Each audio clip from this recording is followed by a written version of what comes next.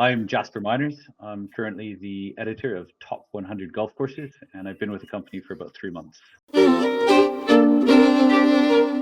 mean, the game is an amateur game. I mean, the professional side of it, there are idols and heroes and fun to watch them play. But I mean, if it wasn't for amateur golf, there would be no golf. On a nice day, it's very scoreable, and you go play it on a 15, 20 mile an hour day, and you're hanging on to your pants. And I think I love that about that style of golf, link style of golf. You have to remember, when you play a golf course and you're out there for 4 hours or whatever, you're only hitting a ball for 15 minutes of that. So there's a lot of time to look around. I have to admit, Jasper, it's very exciting to have you part of the team at Top 100. You've got amazing knowledge. So where did it all start for you? So growing up, my grandfather and father were golfers in Canada. Obviously, ice hockey was always in the most prominent position. But during the summer, it's kind of like the second national sport. So we grew up playing golf as a family on a municipal golf course in Saskatchewan, which is in the Midwest in Canada. And it was simple.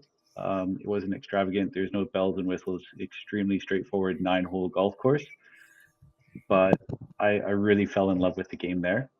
I ended up playing what was considered to be the best golf courses in the country, in the west of Canada anyways. And the soul of the game was missing, if I'm honest. There was a lot more style and not enough substance, I think, is the best way to say it. And I ended up walking away from the game. I just wasn't getting a lot of interest or satisfaction from it. And for a period of time, I didn't play and wasn't really interested. And I'd kind of even stopped following the game, even reading about it or watching it online, at the time watching it on TV. But that all changed when I moved to the UK. So in 2010 or 11, my wife booked a cottage in the Mumbles in Wales. And one of the courses nearby was Penard. And after I played Penard for the first time, looking for something to do locally, I fell back in love with the game. One round was all it took. By the 9th hole, I was totally convinced that this was something that I wanted to get back involved with. So then we extended the stay so that I could go and see. We went down to St. Anadoc and Perranporth, just because they were the next golf courses kind of down the coastline where we were staying again at another cottage. So over a period of about 5 days, I filled my boots with Penard, St. Anadoc, and Perranporth, and I've never looked back. What of those styles, those older school styles of links golf, did you fall in love with? Why was it so different? It wasn't formulaic. The Penard, again, it was breathtaking. I'd never seen livestock on a golf course. The turf quality was something I'd never seen before. Pure fescues and bents, really firm and fast golf. Most of the golf that I had played was mostly aerial. It was all about hitting numbers, and there wasn't really any premium on shot shape or taking the ground into account. And I think when you get to somewhere like St. Anadoc, you're just blown away by effectively the extremes in the topography.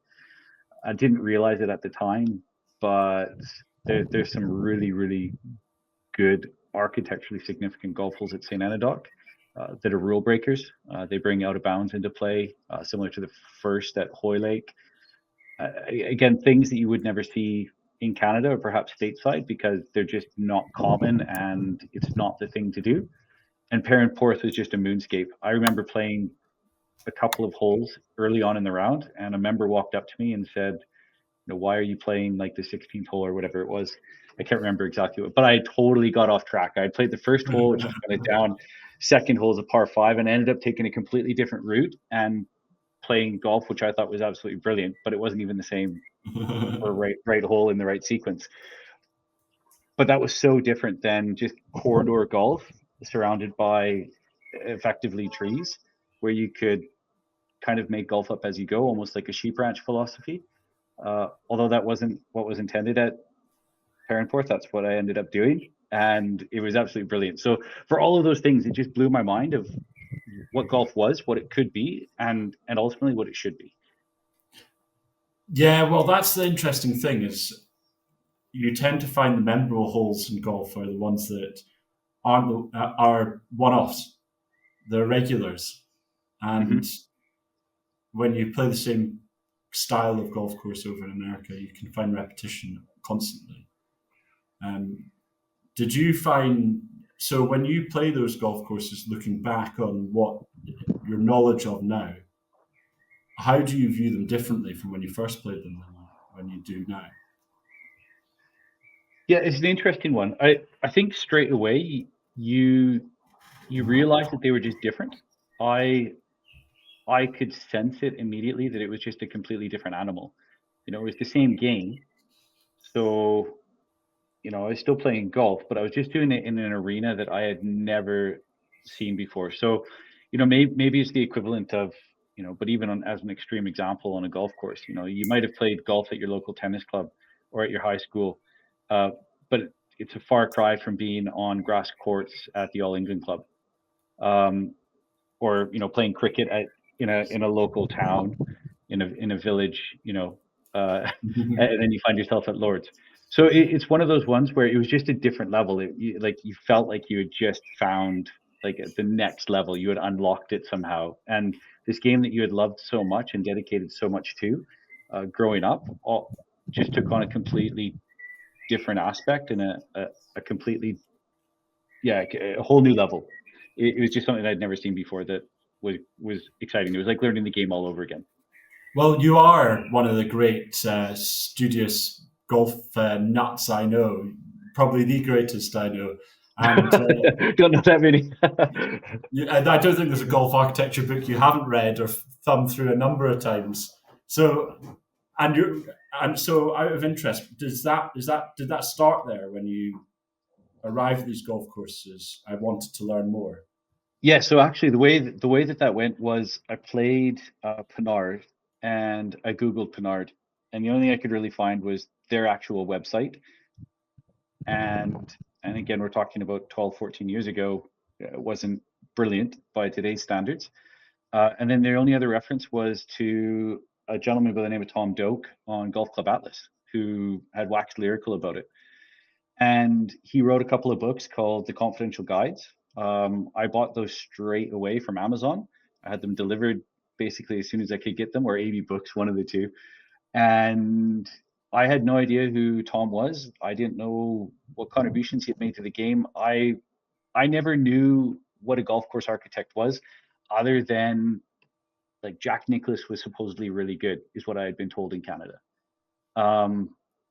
So as soon as I got those books, he highly rated Pinard, St. Anadoc, and felt that Perranporth was a pretty cool place.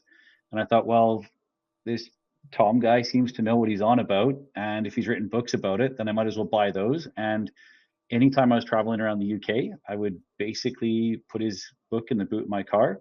And if I had a meeting somewhere in the country, like Manchester or Liverpool or whatever it might have been, I would try and seek out and get onto those golf courses that he had given anything over a 4 to. And that was the journey I was on, ardently trying to play as much golf and see as much golf as I possibly could from roughly 2012 onwards. So what were you doing at the time? So I was working, I had a media company in London. I had recently emigrated, got married in 2009 to my wife, and emigrated to the UK. So I was working in the media field in Toronto after a short career in finance, in private equity. And one of my business partners in Toronto had contacts to a couple of key clients based in London that were taking care of Europe. So I arrived here, made a couple of phone calls, and pretty much straight away I had work, which was great. And I ran that company until about 2016, at which point we were bought. And at that point, I started to do a bit of consulting work and for similar companies, and started doing a little bit of change management. So nothing major, but just ticking over and basically trying to find work that would allow me to see as much golf as I could possibly cram into my schedule. Is that the same time you started evaluating? That's right. Yeah. So 2015, 2016, that was right about then. And again, it all started off with just a Twitter account. And I didn't know that if there was anyone, I never used social media before that. And I just thought, well, it'd be kind of a cool way to find other people that are interested in this. And very quickly, I found Simon Haynes, has continued to be a friend until now. And there's a load of other guys that we all kind of found each other there. And through that is spawned effectively a really good group of a network of friends, acquaintances, that has kind of led me down this golf journey to the point where it's now become a full-time job. It's merged with a passion. So yeah, it's a lovely place to be. Well, it's interesting because it's a daunting prospect to a lot of people, particularly from across the ocean. The idea that you could just turn up at a golf club, knock on the door and say, "Can I come and play?" How did you break that barrier? Or did you realize in early doors that you could just turn up at places, knock on the door and say, "Hi, this is cool. Can I come say hi? Can I do something?" Yeah, so I think, I mean, I had read so much on Golf Club Atlas, and I reached out to a lot of people, not knowing exactly. I think knowing what I know now, I'd probably be a little bit more reserved in doing that, because you have a little bit of, maybe you're a bit of a fanboy, or you respect them so much that you're kind of like, oh, they wouldn't want to waste their time with me or something like that. So, but back then I just DM'd them or asked them, called them, got their number, and tried to phone the office and chat with these guys. And looking back, maybe it's a bit cringy, but it was just unbridled passion that was like motivating you to try and learn more and see these places. So I think in Canada, and maybe perhaps in the US, it's a little bit different. The barrier to entry at most clubs is money.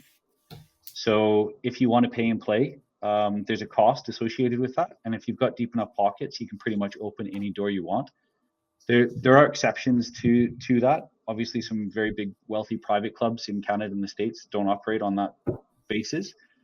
But even here in London, there's a couple of courses that I really wanted to see. Early doors, I became fascinated with JF Abercrombie, and I tried to get access to one of his courses in.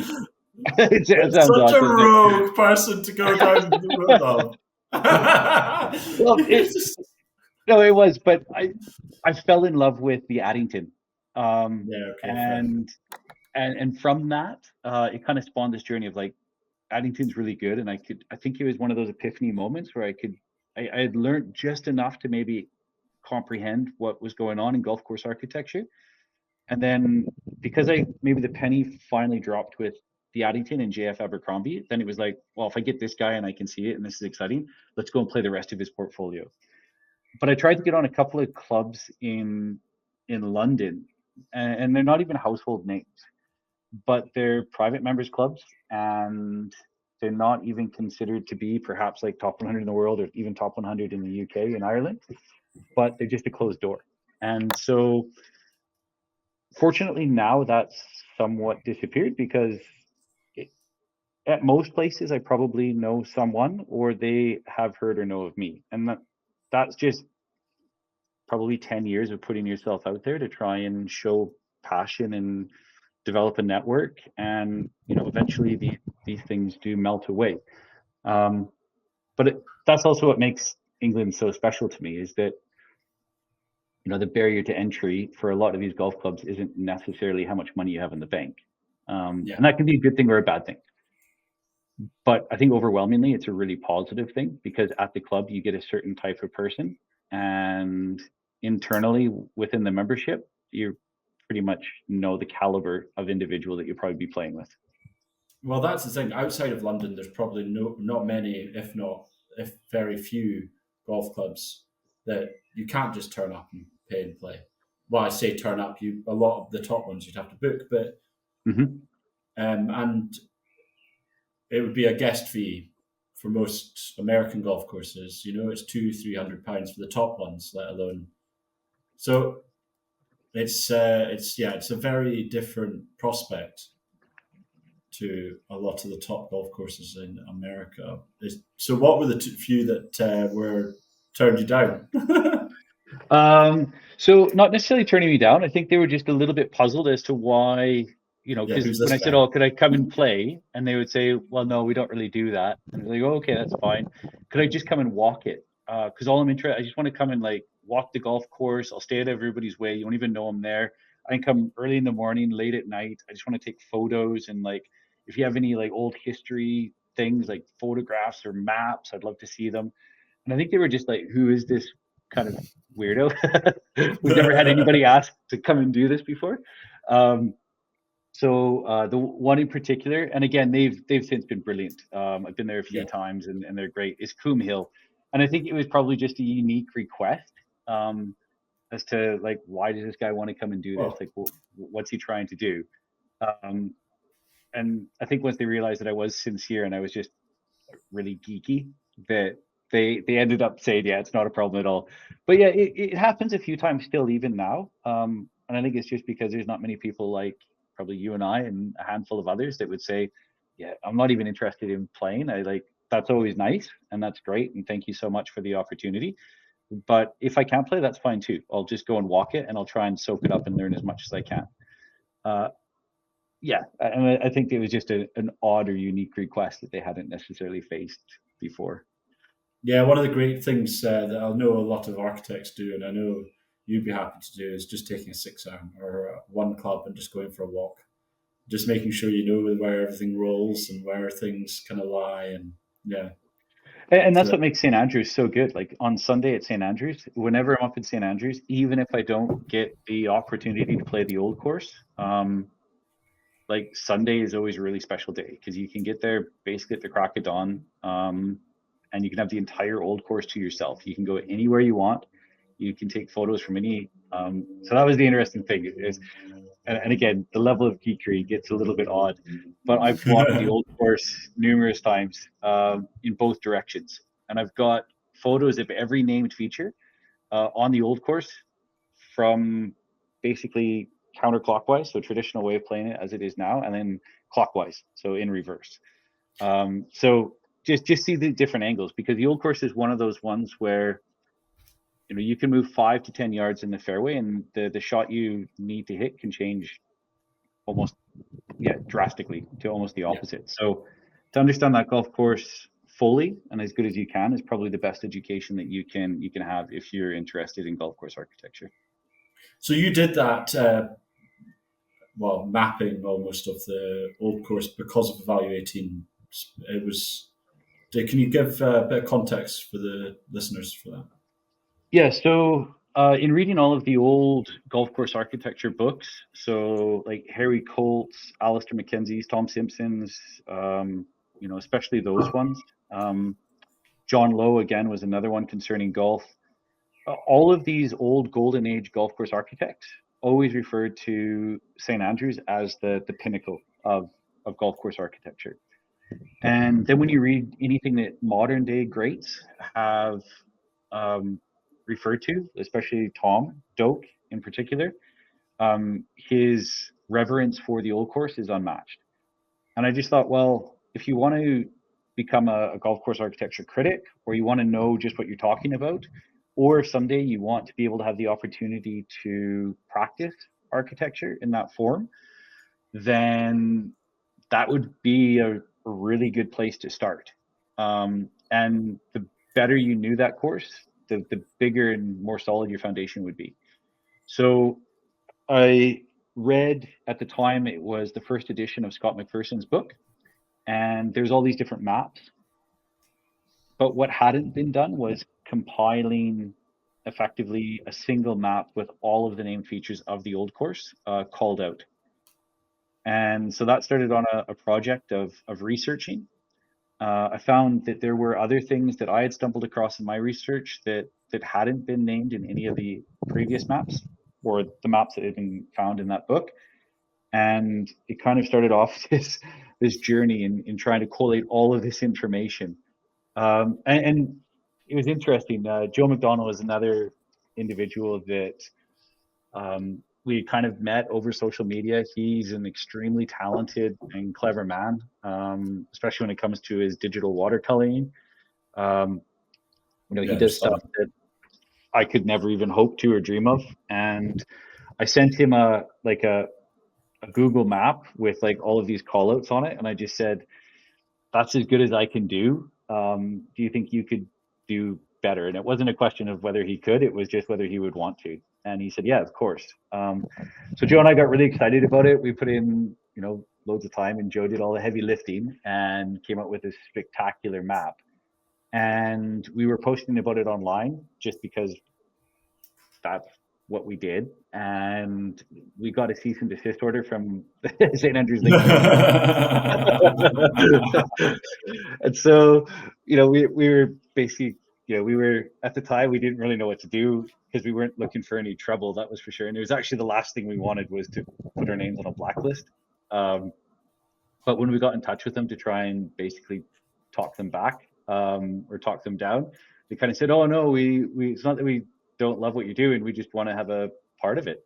And so they said, is there any way that we could partner with you? And that kind of started us off on this journey where it's allowed us to get access to some pretty incredible collections, to partner with other world-renowned golf courses, to make some incredible acquaintances and friends, and to see golf courses that perhaps you would never have been able to see otherwise, both here and in America. So yeah, we're really grateful, and I'm grateful to Joe that he said, if it wasn't for Joe, all of that research would have been like probably on 3 or 4 A4s that I had printed out off Google Maps and handwritten, and it would have just been here, and I would have enjoyed it myself. But because of Joe's genius, that's basically allowed me to go on this journey. So I'm indebted to Joe because, he's paved the way for me to do a lot of things in golf. So yeah, I'll be forever indebted to him. And beyond that, he's become a good friend, which is always probably one of the best things. So well, that's it. He's visualizing your research, which it's a great thing for you to be able to do, because you do find some absolute nuggets of joy when you're running around, don't you? Yeah, there's little things. I mean, and I think that's a cool thing is that growing up, if you would have asked me, like, are you interested in architecture or history? I would have said, no, not at all. And I think that's also, it's been a personal journey as well for me. It's not just an intellectual or an academic exercise. It's also helped me to grow and see things differently and appreciate things and allowing history to unlock maybe an awareness of or context for not only where we find ourselves with regards to society now, but also putting things in order. Thinking about the golden age inland golf course architecture in and around London, why that took the road it did. And, that helps me fit golf course architecture into a nice tidy box. It also helps me to understand golf history, but then it also helps me to understand the wider world as well. So it's been an interesting journey, and one that I don't have any less passion about now, and one that I don't see waning anytime soon, because it just seems to get better and better. So yeah, it's exciting to find a passion and then have the opportunity to follow it. Yeah, absolutely. That's especially around golf course architecture, because you can see that every time you look at something a bit differently, you get your eyes light up and you get excited. You get very excited. It's cool to watch. And I appreciate that. So I went to go watch you give a talk in the RNA Museum about golf course. You called it golf course archaeology. Yeah. Can you give the listeners a wee understanding of what you do around there? Yeah, so I think we're starting to have more of an appreciation this side of the pond of the great old golf courses that we have in our own backyard. And I think that's something, I have a reverence for these things because we don't have anything like it really in Canada. I mean, the two old golf courses are from the 1920s, Banff Springs and Jasper Park Lodge, are kind of where I grew up in Canada. And other than that, you're pretty hard pressed to find anything more than, probably 60 years old. And I think when I came here, you have a reverence for people like Tom Simpson and Harry Colt, and Herbert Fowler and Abercrombie, as we mentioned, and you end up, I think, wanting to preserve their legacy because you realize how important it was to you on your golfing journey. And sometimes I think if it's just always been here, if you grew up and you were a fourth generational member of Swinley Forest, Swinley Forest is just your home golf club. That, and what a special privilege that would be. But you might not have the appreciation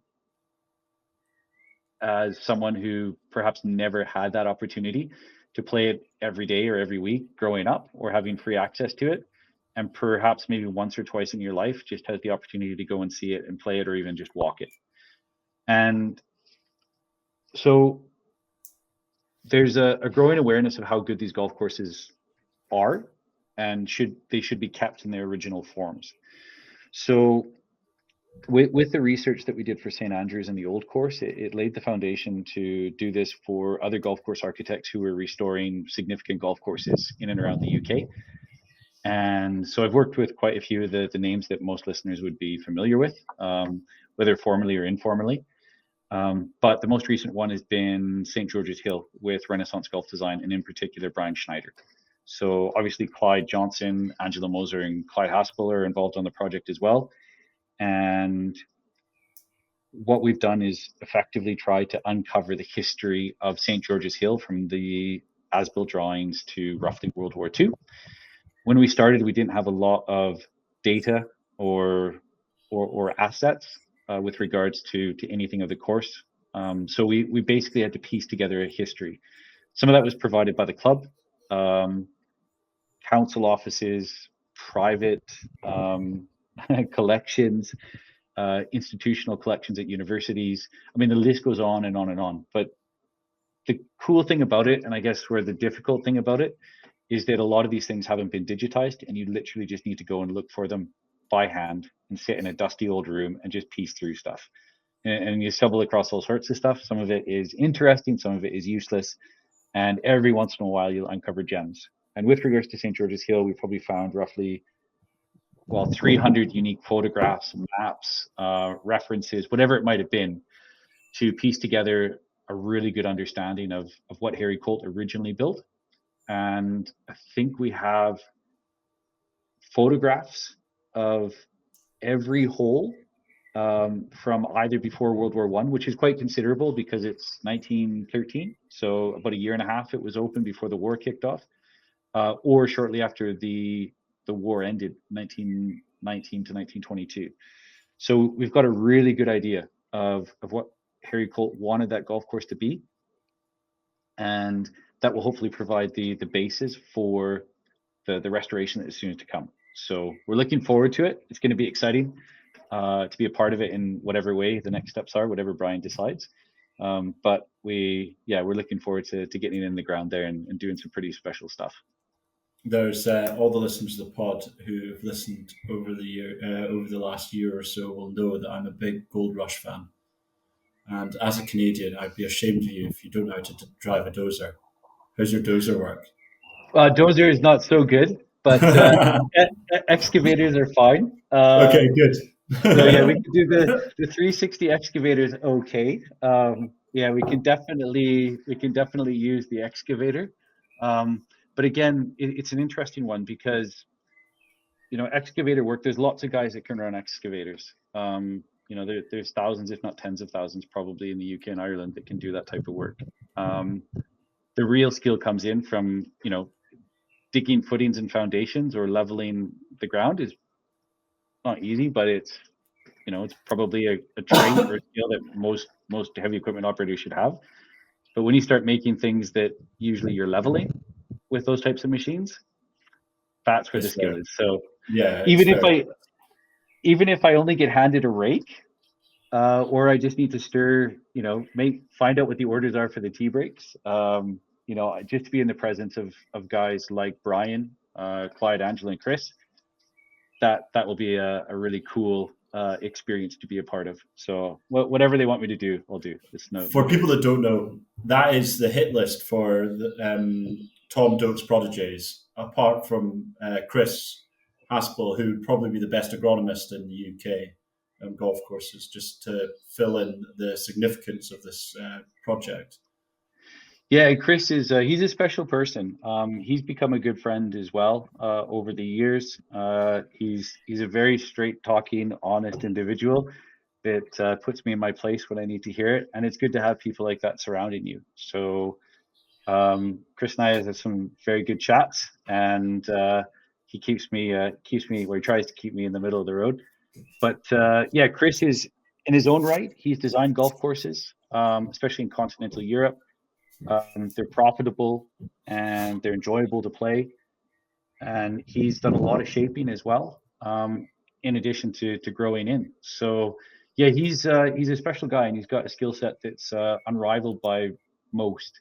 But he's trusted not only by Tom and now Brian, but also Bill Coore and Coore and Crenshaw, and he does work with Gil as well, Gil Hans. So yeah, you're in safe hands if you got Chris working with you or for you, whatever it might be. Yeah. Well, I've watched both Chris and Craig.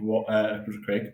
I've watched both Chris and Clyde work at the Redan at North Berwick, and watching them in excavators is like watching someone paint a fine art painting with a big ass paintbrush. It's so impressive. Watching these really skillful guys, the speed they go at, the accuracy they go at, it's just incredible. Yeah, it's amazing what you can get those machines to do if you know how to go about it. And I think that's the thing. If you I've been able to see some of the work that they've done. I mean, obviously the Redan, that's one that everybody probably knows about, and it's been well documented. But recently there's a bit of work at North Berwick just on tee boxes. And I think when you look at the subtlety of the shaping that went into features that most people wouldn't pay attention to, the tie-ins to the road, and then the natural contours surrounding it, you wouldn't even know that tee box had been extended, other than the grass looks a little bit newer than some of the other grass that's around it. And I think that's it's a weird thing where you want to do your work so well that you can basically not have anyone pick up on where you've been. That you want to leave basically just like an invisible touch. And Clyde and Chris, Angela and Brian are some of the best in the business doing that. So yeah, if you can't pick out where they've been, then they've done a really good job, especially at somewhere like North Berwick. So yeah, it's impressive. They do it everywhere and do it to an amazing skill. There's a reason why there's so many golf courses in the top 100 in the world that those guys have worked on. Absolutely. Yeah, it's very impressive, and it's a cool team for you to be able to work with. Yeah, now, it's a privilege. I think we do need to talk about Top 100. Absolutely, that's why we're here. As my editor-in-chief. Very kind. When you took the role 3 months ago, what were you expecting to what you've got planned now? Was it a daunting task, or was it something that you really just wanted to get your teeth into? Yeah, I don't think daunting. Yeah, it wasn't daunting in the sense of being overwhelmed. I think now we've got ambitious plans, so it's going to be a hell of a lot of work, and that's good and that's exciting, because I think when you come into a new role, you want to bring something to the table. You want to not necessarily make changes to make changes, but you want to be able to see improvement, and you want to give effectively the user base that we have a better experience. And we're not just talking about user experience on a website, but with regards to even the content that we're producing, the type of rankings that we've got, and just being really transparent about the whole process. I think that we could see some obvious benefits to doing things a certain way. And when I've spoke with David, and by extension some of the board, obviously some of the things and maybe criticisms or what I felt were opportunities for Top 100 were viewed with maybe a little bit of they were excited about it, and I guess that's why I'm here. So it's exciting what we've got planned. I think Top 100 has done a really good job for a long time. It's become the standard bearer for rankings.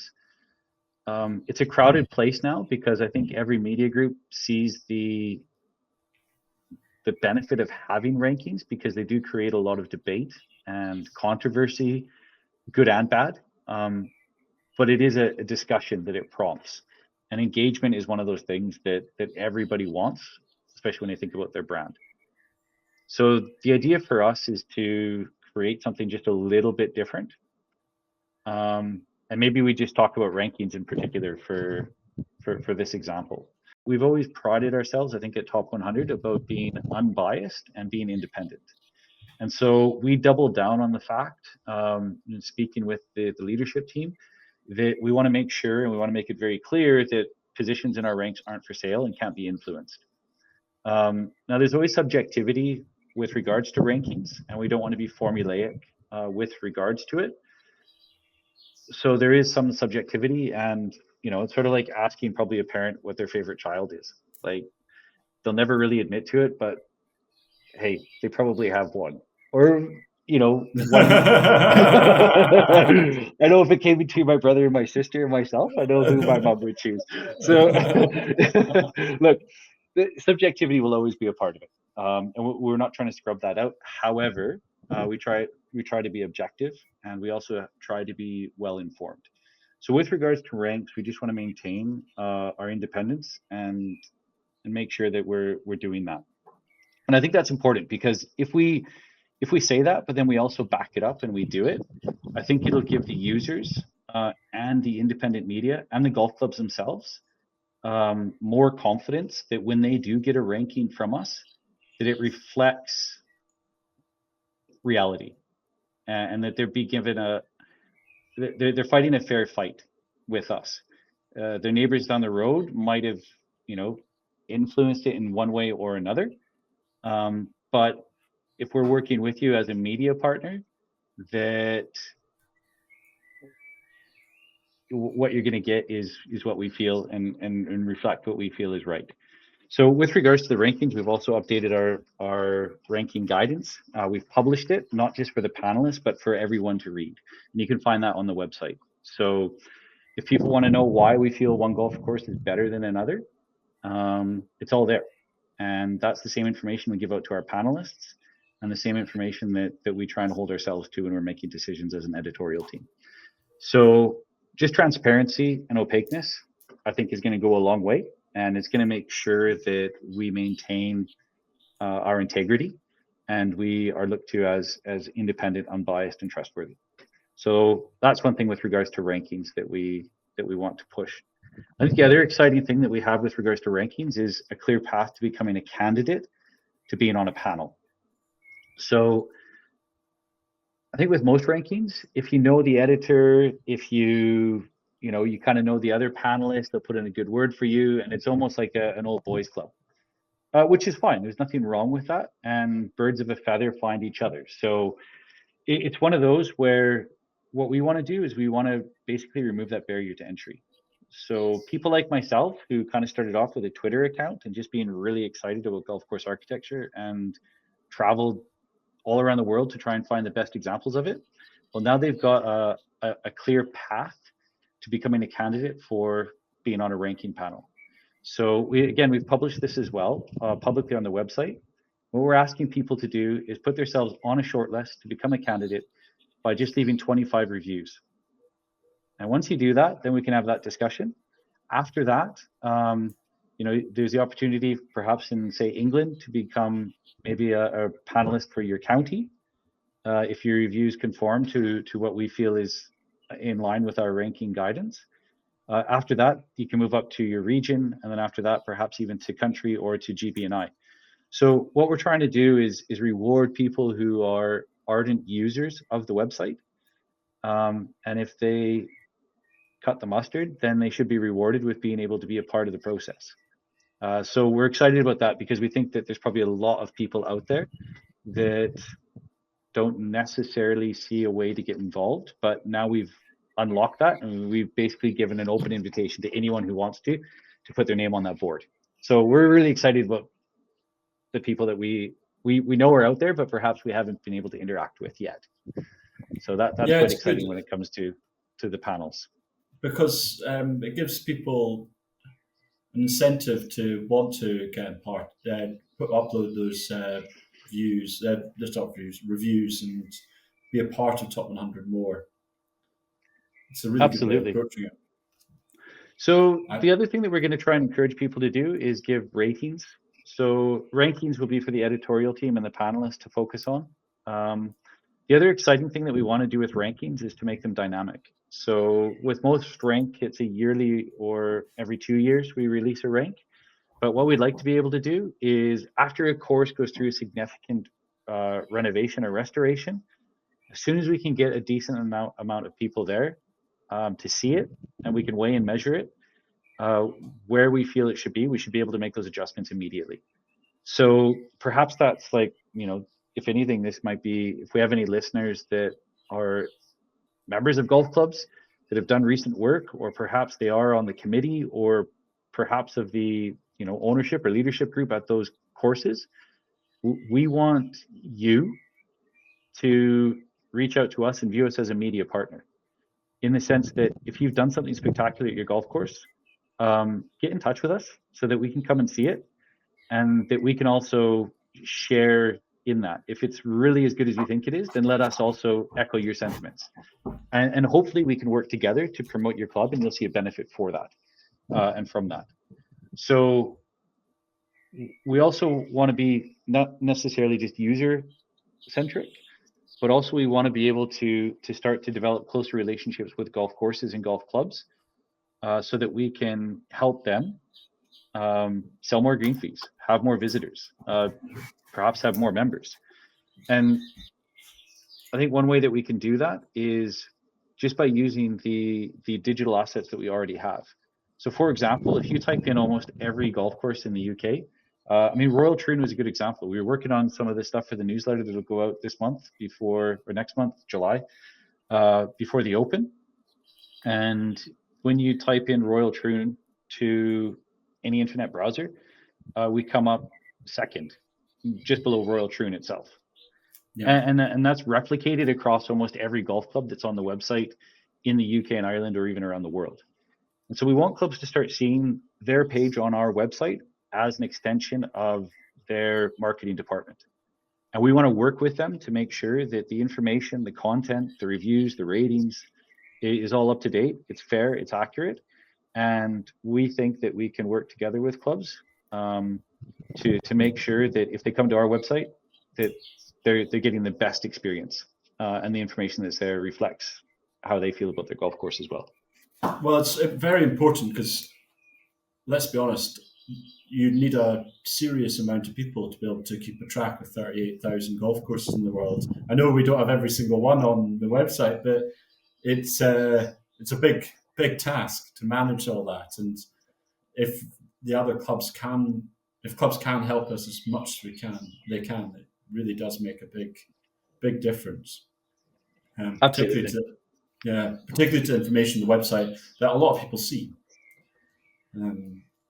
So if there is anything out of date, it does make a big difference. Yeah, and we'd love to have just a working relationship with any golf course that's got any type of presence on our website, because it's really important to them, or it should be, because obviously when you go to a website, they're going to tell you how great they are, and that's the way they should be about their golf course. I think what's interesting and also important to remember, though, is that a lot of people love independent reviews, and that's why reviews on websites like Amazon or Trusted Trader or whatever it might be are so important now, because people will expect you to tell them that you're great, but what do individuals like you and I have to say about that place? And that's why user-generated content, fair and accurate reviews are so important, because it just gives them a level of confidence that what they're getting is authentic, and that they're going to enjoy it as much as we think they will. So when it comes to the website as a whole, we've got exciting plans for the rankings. Website user experience will be improved. We're actively working on that now.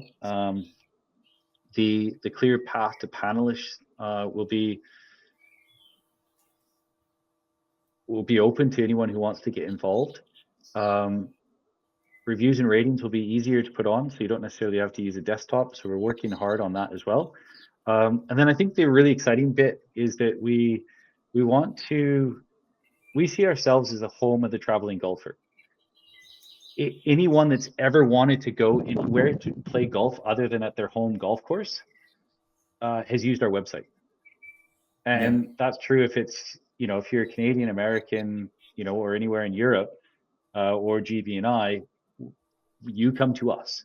And we want to do a better job of helping the traveling golfer plan their trips, whether that's a travel guide, whether that's clothes for coming, what type of clothes do I need if I want to go to the, East Lothian in the summer or perhaps in the winter?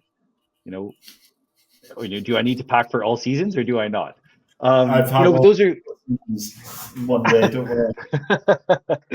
So it's that type of information, though, that effectively we know people who are interested in coming to the website are ones that are planning trips. So how do we help them do a better job of that? And how do we partner with other firms that are really good at providing those experiences? So we're going to keep on doing what we really do well. We're going to try and do it better. We're going to create a better opportunity for individuals who use the site. We're going to hopefully engage with more individuals who want to get involved with us, and that will deepen the panel. And as well, we want to basically break new ground and kind of reveal and cater to the types of individuals that we have, which are, people that have the time and the money to plan golf trips. And that's a lucrative market for a lot of people. And there's a lot of companies out there that are looking for those types of people to partner with. And they all come to our website. So it's an exciting time. It's very exciting. It's amazing.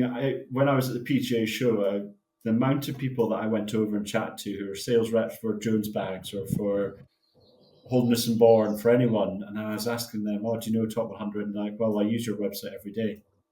Yeah. It's crazy. The amount of people that use the website is and who are specifically traveling golfers. Exactly. And there's tens of millions of golfers in the world, and that's great. Not all of them travel, or not all of them have the ability, whether that's resources or time to do that. But whether you just want to play the best golf courses in your city, your county, your country, or abroad, you come to us. And we think we can do a better job of providing information that would be important to them, and hopefully partner with other firms to do that. So yeah, the line is always open. I'd encourage anyone that's listening, if they've got ideas, if they've got feedback, if they want to get involved, if you're a member at a golf club, if you serve on the committee, if you're part of the leadership team, whatever it might be, just get in touch. And we want to hear from you. We want to engage with you. And we want to just elevate the experience and do it well. So it's an exciting time. I think Top 100 it's got a lot of brand loyalty. It's got brand equity, and it's an interesting time to be a part of it and move it forward. So yeah, really exciting, to be fair. It's cool that we're now sharing our rankings or our rating systems, our criteria, because a lot of clubs could look into that criteria and start to think, actually, that we could fix that and maybe climb a ranking or do better with very little financial input. And that's it. We're not saying that we are that we've got all the answers. But we do know that although we are independent, we try to be unbiased, and we won't be swayed, and we can't be bought or sold. We do know the importance for golf clubs in having a good, honest rank that you can trust.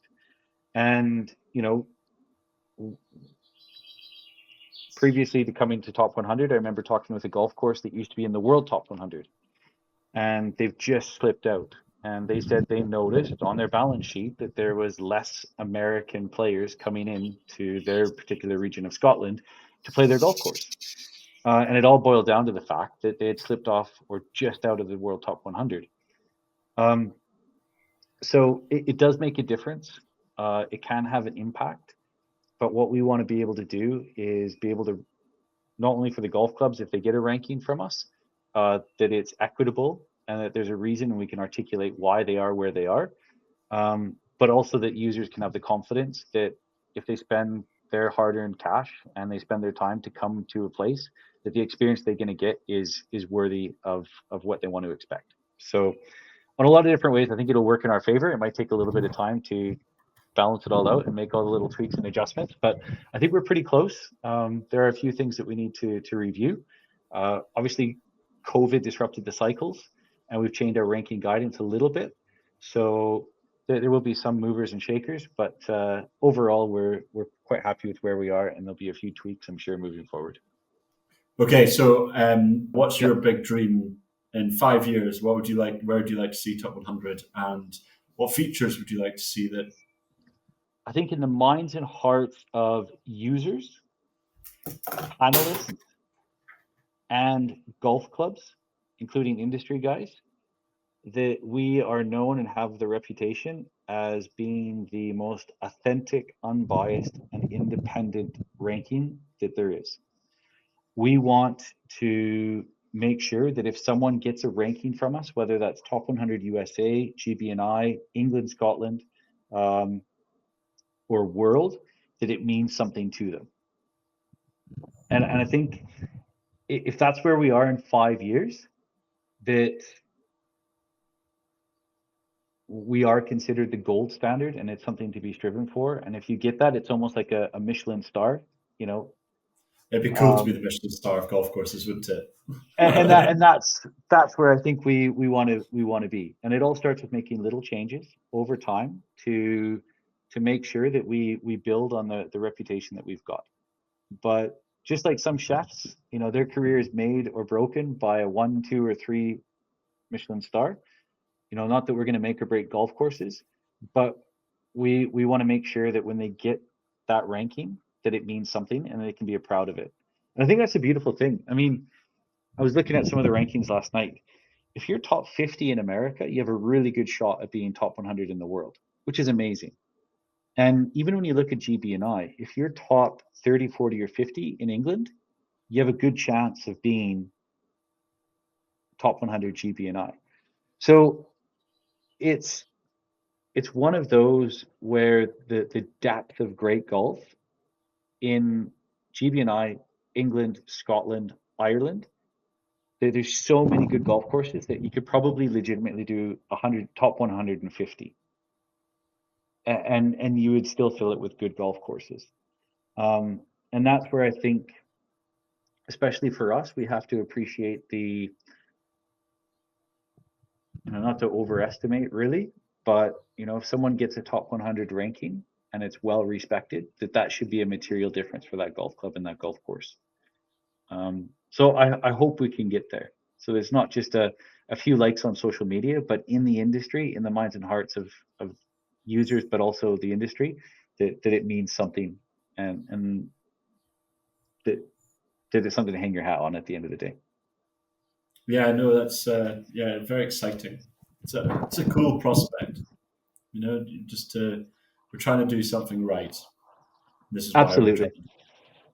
Yeah, and I think I've always been a big believer that if you do things the right way for the right reasons, that in the end you'll win out. Sometimes it doesn't always work like that, and that's fine. I always say, you know, at least I can still look at myself in the mirror and have some self-respect, you know, and you maintain your dignity. And I think that's important for me as an individual, that you've always played the game the way it's meant to be played. And I guess that's the essence of golf, isn't it? You know, it's not a hollow victory. You know, if you've earned it and you walk away with the medal on the day, that there's no asterisks, and you know, you can go to sleep at night with a clean conscience knowing that you played the game that was meant to be played. And I think with regards to the rankings, that's one thing that I consider to be important, is that if we are going to have this role, this responsibility that we've brought upon ourselves, that's the way we want to do it, and we do it for the right reasons in the right way. I think if we do that and we try our best to be transparent, that will win out in the end. Perfect. I think that's a really good overrun of what kind of people want to hear from Top 100 and what the right goal set that I think we all want from a website that's really been quite meaningful to a lot of us over the years. A useful tool that we've all used. Well, everyone who's listening is definitely used, because they wouldn't be listening if not. But Captain audience. it's just nice to see a really good direction. I'm going to finish off the classic every time. Top 5 favorite golf courses. So it doesn't have to be the best, just your favorites. Yeah, Right. I love. So, favorite golf courses. St Andrews Old. Yep. Without question. And this might be sacrilege, especially considering the conversation we've just had. But I think the Old course rises above. It's almost in a class of its own. So number 1, St Andrews Old. Number 2, Royal Melbourne West. Okay. I've only had the privilege to play it once. I was in company of an acquaintance from America who works at a really high-end private golf club just outside Washington, D.C. And he was playing Hickories, and he played extremely well. I was playing Persimmons and a short set, and then we were playing with 2 other accomplished golfers that were playing modern gear. And we all enjoyed the golf course immensely, using like 3 different eras of golf clubs at 4 different levels of proficiency. And we all absolutely loved the experience. So there's not too many golf courses in the world that you could do that on. And I think as far as an engineered golf course, designed and built, Royal Melbourne West is almost in a league of its own. Now, I haven't seen them all, and there's a few holes I need to bridge and gap, but I think that would be number 2. Number 3 is Royal Worlington and Newmarket. That one is a special place for me. It's just a 9-hole golf course, which I think is really important for the game. Again, it's like the Old course in the sense that it's a really unassuming bit of land. It's flat, it's penal in parts. It's living history. The green sites are superb. There's 5 or 6 golf holes that you could put on any golf course in the world, and it would make those golf courses better. Some of the green sites, there's at least 3 or 4 green sites that you could put anywhere in the world on any golf course, and they would not look out of place. The quality is immense, and I think it's quiet, and it's a great place. I love Royal Worlington. It's a brilliant place to be. So that would be number 3. Sounds like your own little Zen garden. It is, yeah. It's brilliant. I love it there. It's so good. I think the 4th one would be Royal St. George's Hill, and that's not just because we have the privilege to work with them and for them. I think it's probably the golf course that I know better than any other golf course in the world. And when you go and you play it or walk it, there's constantly things that I continually learn about that place.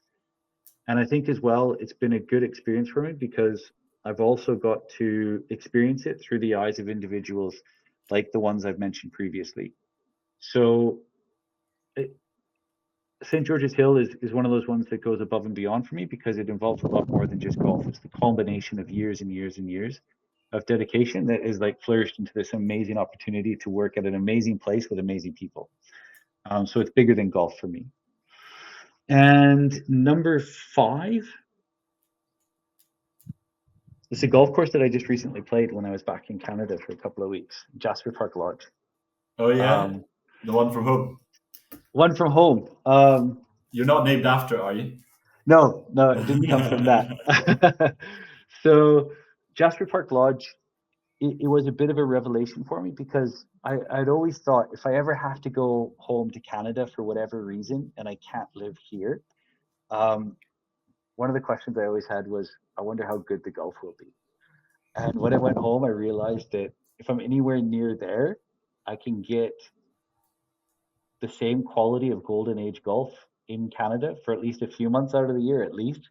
I as I can here. And I think that was a special thing for me because whatever was in the water in the 1920s, whether that was in Canada, the States, or here, it was a pretty special time. And if you put Jasper Park Lodge, minus the mountains in London, it would be mentioned in the same breath as Sunningdale, St. George's Hill, Swinley Forest, the Addington, Walton Heath, Berkshire, on and on and on. It is that good. So I think for me, it's a pretty heady list. Like, I'll be honest, those are the ones that I think touch the heartstrings. That's the most important ones, right? That's why I'm asking the favorite, not the best, because you could rattle off 5 golf courses that are in the top 10 in the world that you've played, and then we hear the same ones every week. Exactly. And I mean, honorable mention would have to go to Muirfield, North Berwick, Cypress Point, Augusta National, just because of the experiences associated with them. But for each of those, and for the reasons mentioned, I think those were the 5 that I'd have to go with. That's the perfect answer, honestly.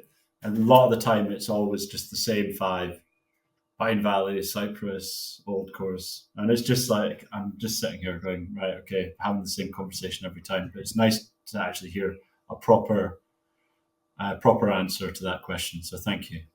And, you're very welcome. Thanks for asking it. And thank you very much for coming on. I think we've kind of drummed up all of what we were wanting to talk about. Is that right? Is there anything else you'd like to add? No. Yeah, we keep coming back. Just that mantra. So rankings, ratings and reviews, travel. Everything is tied back to those 3 things. Rankings, ratings, reviews, travel.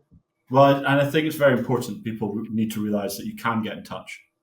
Mm-hmm. We're very open to discussion. If there's anything you do feel like you don't like, or you do like about the website, just please, it's nice to hear it so we can understand in our game plan of how to develop the website.